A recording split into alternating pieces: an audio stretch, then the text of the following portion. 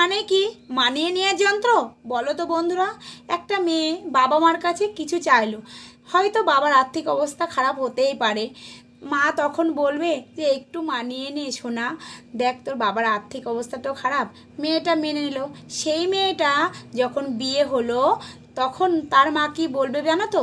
বলবে দেখ আমাদের থেকে কিন্তু ওরা বড় লোক, তাই শ্বশুর শাশুড়িদের সাথে মানিয়ে নিবি কিন্তু, আর স্বামীর সাথেও কিন্তু মানিয়ে নিবি, পাশে আসে যারা থাকবে তাদের সাথেও কিন্তু মানিয়ে নিবি। সেই মেয়েটার আবার দাদার বিয়ে হলো বাপের বাড়িতে। মা বলবে যে দেখ সোনা, যে ওই মেয়েটা পরের বাড়ি থেকে এসেছে, ওর সাথে একটু মানিয়ে নিস। হ্যাঁ, আরে ভাই সে আর কত মানাবে বলো তো? সে আর কত মানাবে? মানাতে মানাতে তার তো দেয়ালে পিঠ থেকে গেল। তার সে এদিকে মানাবে ওদিকে মানাবে, তার অবস্থাটাও বোঝো, তার চাওয়া পাওয়াটাও বোঝো। তোমাদেরকে সবাইকে বলছি, তার অবস্থাটাও তো বোঝো। সে তো মেনে নিতে আর মানিয়ে নিতে নিতে নিতে নিতে তার অবস্থাটা তো পুরো মানে শেষ। সে তো বুঝতেই পারছে না যে আমার জায়গাটা কোথায় এখানে।